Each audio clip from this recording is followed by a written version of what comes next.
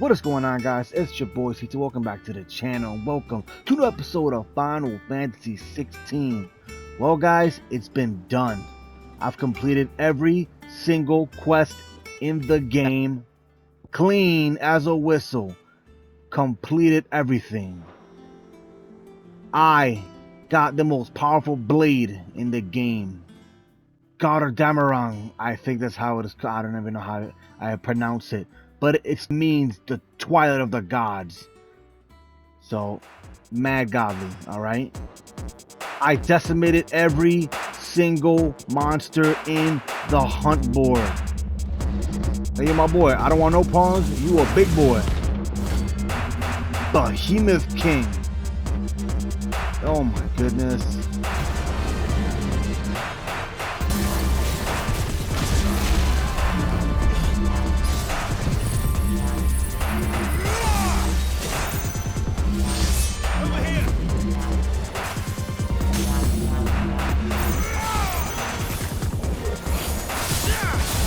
It's ball game!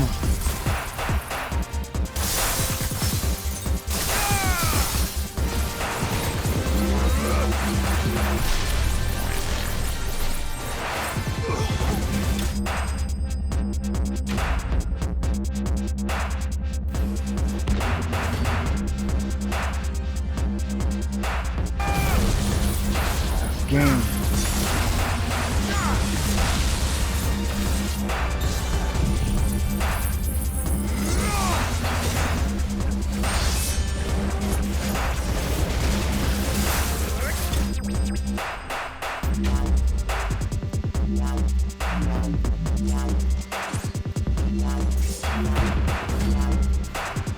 Knight of the Splendid Heart.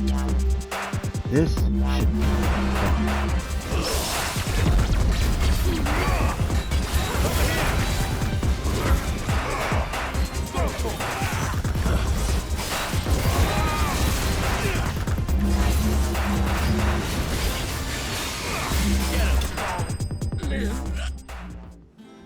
I've also completed everybody's side quest. Let's take a look at that.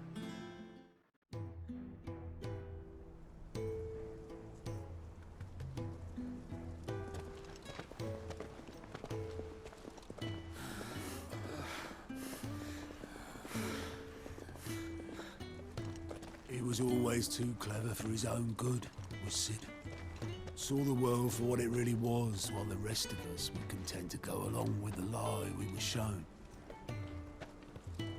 And it can't have been easy, bearing that burden alone.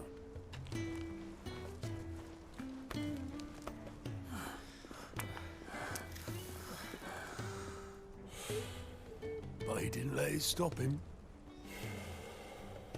He never lost faith in what he believed was right. And that gave us faith in him. Faith he'd steer us true. So I swore to myself that I'd always be right behind him, ready to catch the stubborn sod, if ever he should fall. But I couldn't even do that.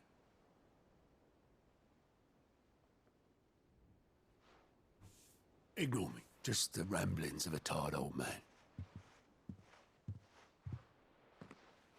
Leave that lot. I'll tidy it up in a bit.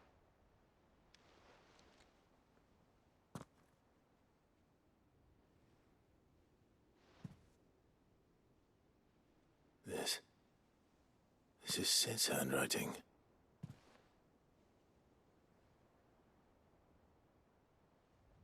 Dear Otto. I may be drunk, but I wanted you to know this place would be fucked without you.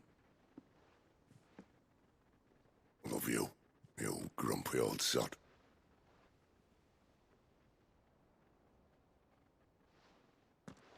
This note. What about it? Sid was right. Without you, we'd all be lost.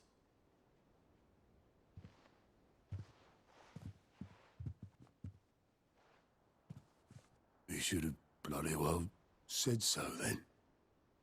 Just once. before he went. But then, why would he? Him, or anyone? I'd only have told him to piss off.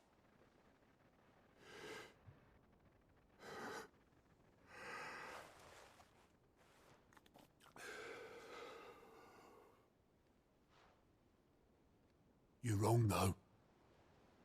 Both of you. It was never just me keeping the hideaway afloat.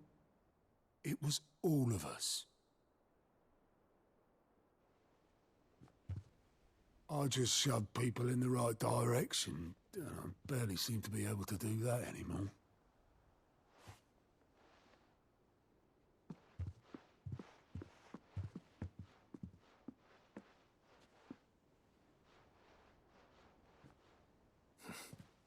Would you rather go at the helm? Well, maybe I've got a few more years left in me. I'm going to hold you to that, Otto. Before you go, Sid would have wanted you to have this. But that's... This'll do me just fine.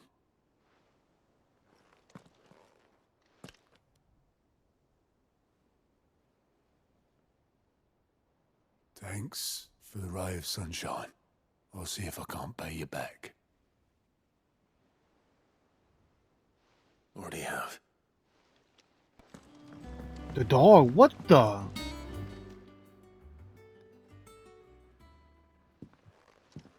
Pining for something, boy. What is it? What do you see out there?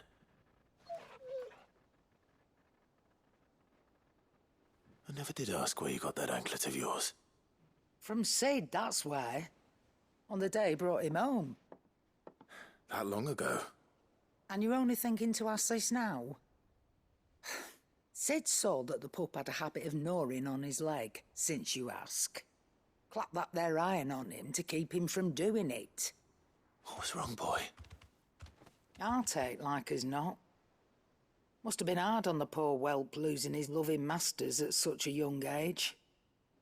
Doubly hard in being a frost wolf, torn away from his Eikons and all. Sid would always tell him, you want that iron gone, you find what it is you're looking for. I reckon what he were looking for was you. I'm sorry, Torgal. Sorry for making you wait so long. Let's get that thing off you. Let's go.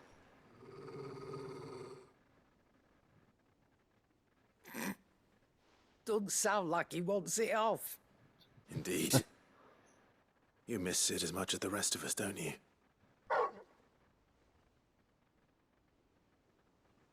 You want me to go with you somewhere?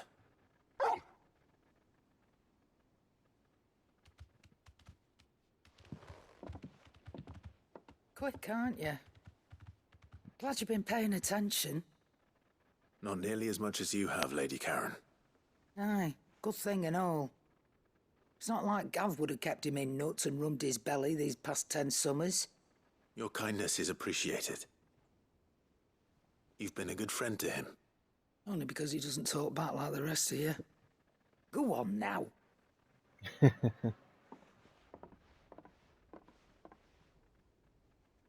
Where to then, Torgal? Hey, wherever you want to go, I'll follow you. All right, My boy Torgal. Torgal. Where are you taking me? I'm going to need a little bit more than that, boy. Do you have a better hint for me? Unless... you've already given me one. Back on the rear deck, you were looking west, toward Rosaria.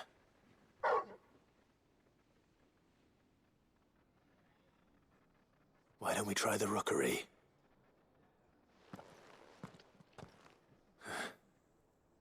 I haven't been to the island in almost 20 years.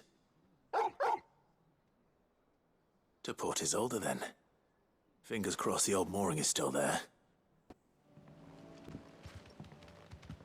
It's still here. After all these years. A lot smaller than I remember. And you're a lot bigger. You might have to swim, boy.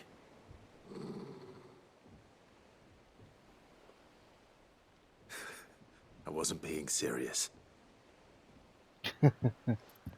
You two go on without me.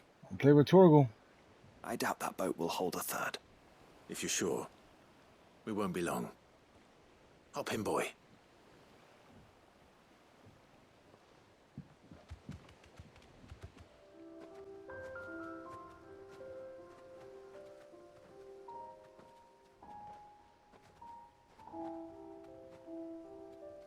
Here we are. This was our hideaway. Wasn't it, Torgal?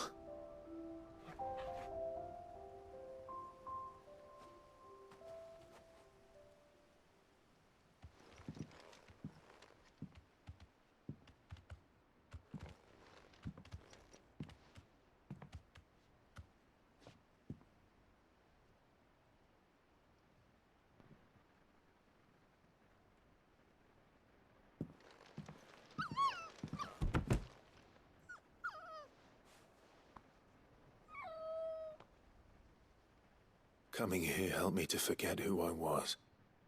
Or wasn't. Prince, shield. Son his mother could love. Had I been any one of those things? Perhaps.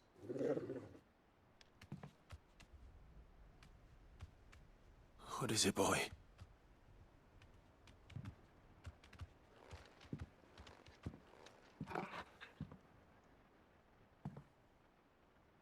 This is all from the castle. In Phoenix Gate.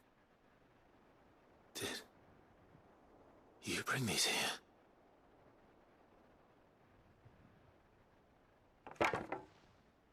My sparring sword.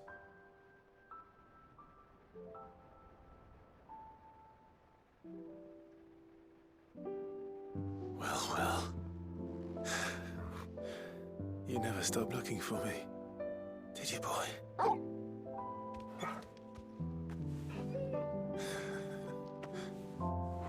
Thank you, Torgal. For never giving up. For never forgetting.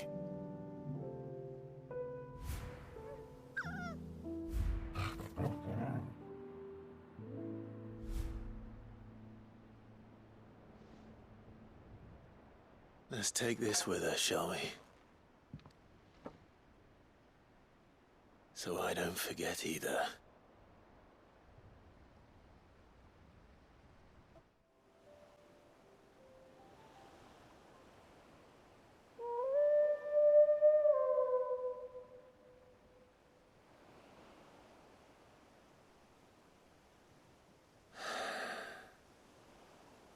People always talk about the importance of putting the past behind you. But without it, we wouldn't be who we are today. And we certainly couldn't steer our way to a better tomorrow. Come on, Torgal. Let's go home.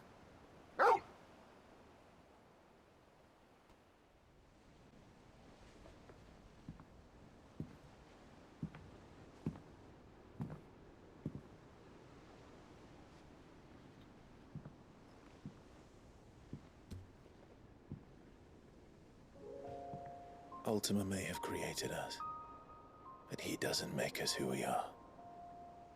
Only we can do that. And if he would have us fight for our survival, so be it. It's what we've been doing all along. Much like Ultima himself, it would seem. His new world being naught but a means to survive. And so, we must contend to decide which of us shall inherit the land. Should Ultima prevail, it will mean death for us all. Of that, we can be certain. But even should he fail, what world awaits us? A withered, godless place where our newfound freedom will most like prove a chain in itself. Well, that may be. But a chain can always be broken.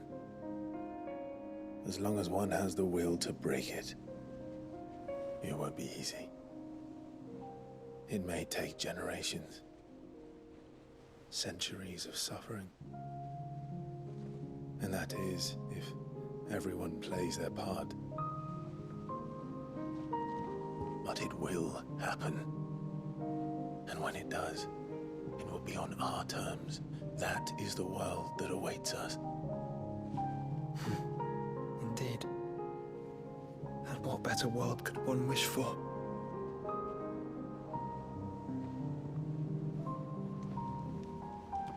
Easy. A world. But first, we have Got to reach Julia. that crystal.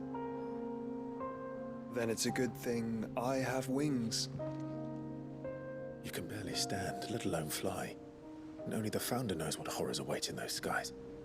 You certain about this? Am I certain? I am the Phoenix. I will do what I must. This is our fight. Remember?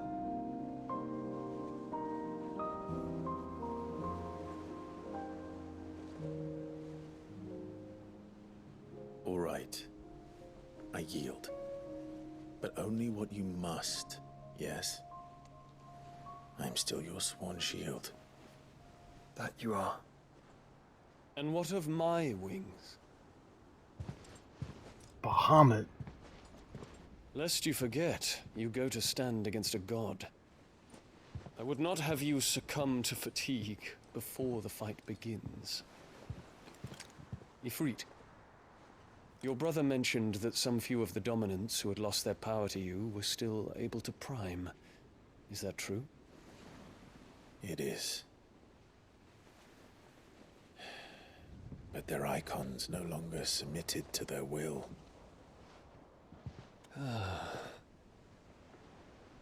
Then mine will have to be stronger.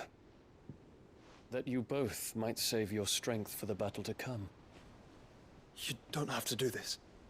If you do, there's a chance you might lose all you have left. And what have I but regret? My life ended in the Dominion. I fear death no more. Besides, I would have words with Ultima. He has much to answer for.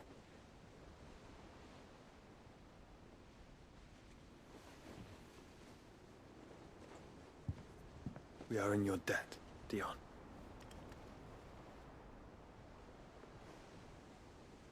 We can speak of debts when this is over.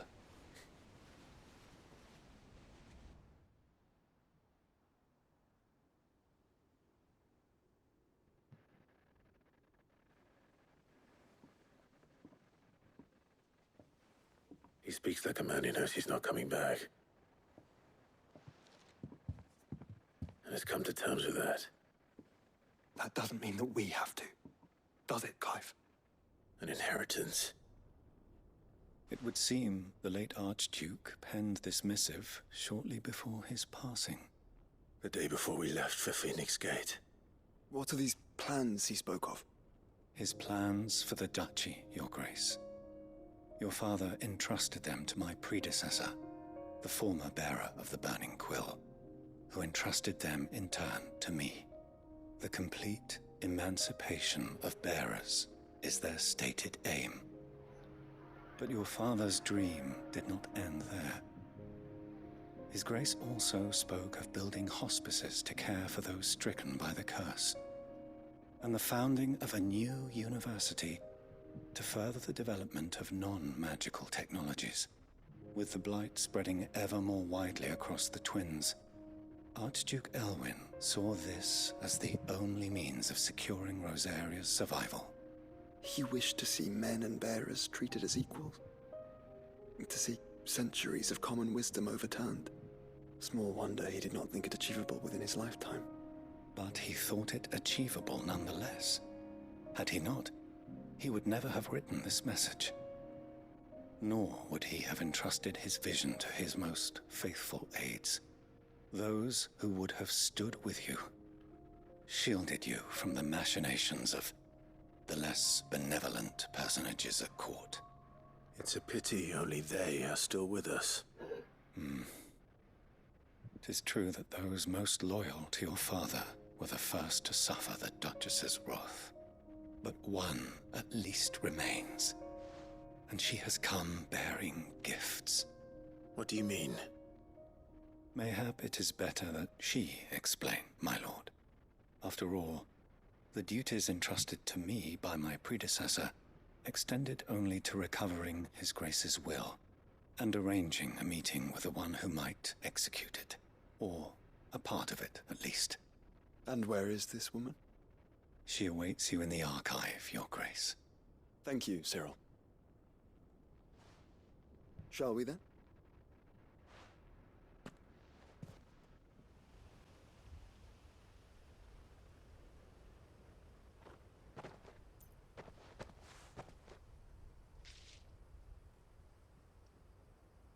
Father always fought for what he believed was right.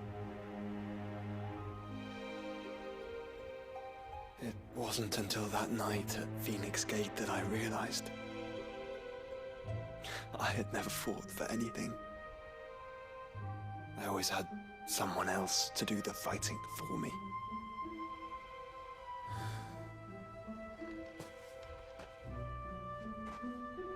No matter how fate conspired against him, he never lost heart, never looked back, never stopped fighting.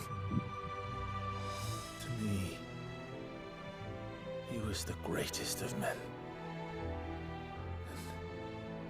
And I've been trying to live up to his ideals ever since.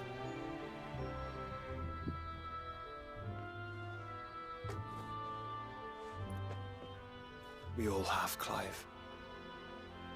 We all have. And we'll keep trying. Because that's what he would have wanted. What he would have done himself. Even if it meant standing against the very gods in the heavens. I shall be borrowing this, Father, if I may. That you might watch over us as we follow in your footsteps.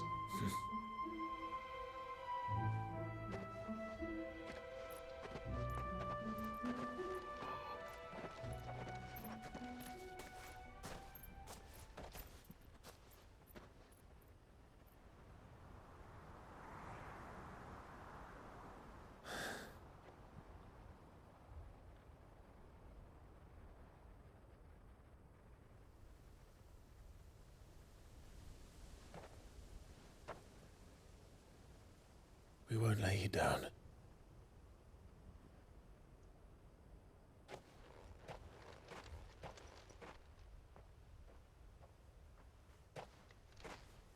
Onward then. Onward. To the end. And to a new beginning.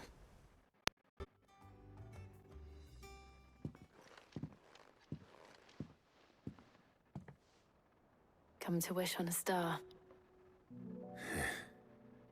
That might not be such a bad idea. This is it, Jill. You know what I have to do. Why I have to do it. There's no turning back now. This is where our journey was leading us.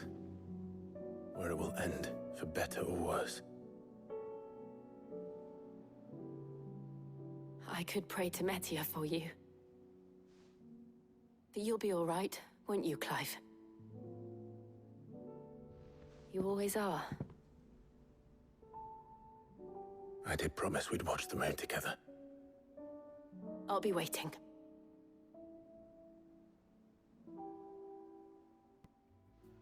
There's something I'd like to show you. There is? And where might this something be? It's, not here. Now, I know this is sudden, but how would you fancy a trip to Oriflamme?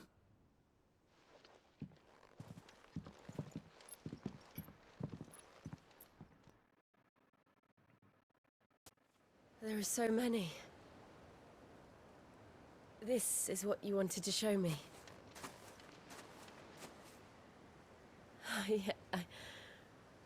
I don't know what to say. We've been worried about you, Joshua and I. Do you remember when I took you to Man's Hill?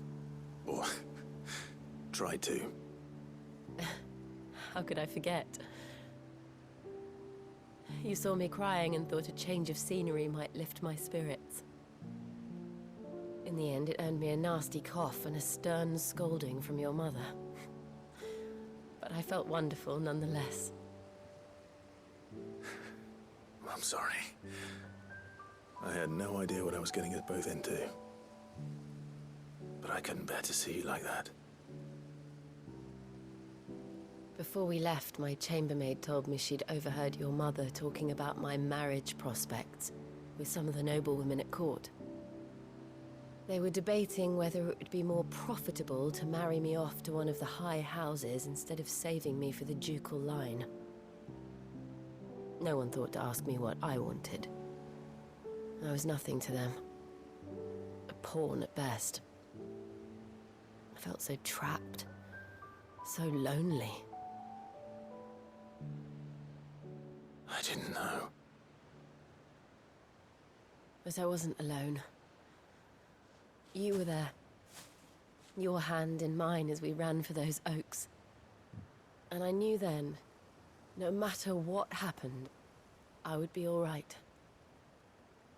I'll never forget that feeling.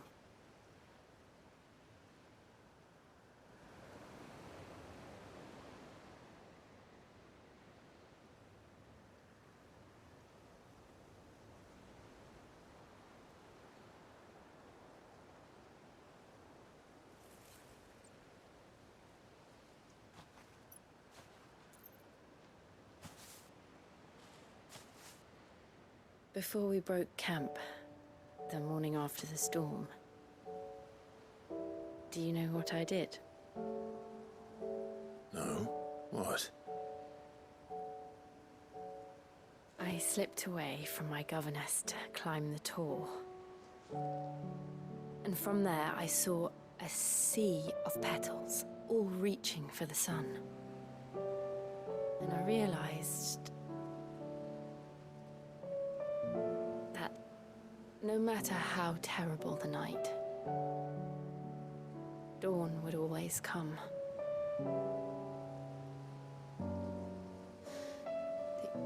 That you would always come for me. And you have. Again and again.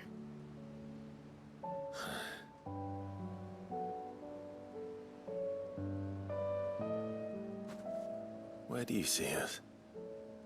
When all this is over?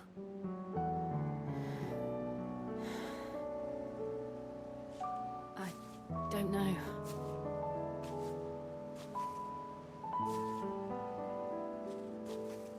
Not here, though. I think I've outgrown the twins. After everything we've been through, the realm just seems so small. I'll need some space to spread my wings. Then that's what you'll have. And I'll stop at nothing to see that you do.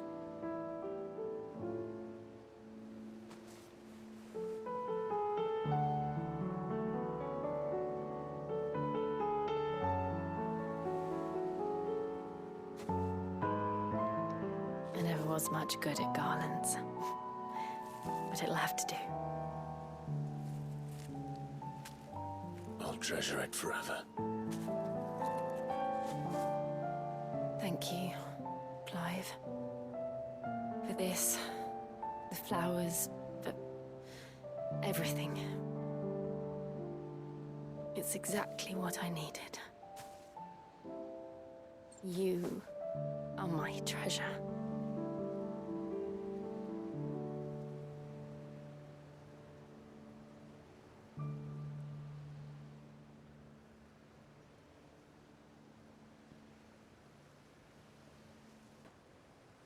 We should probably be getting back. I expect the others are wondering where we are. You're right.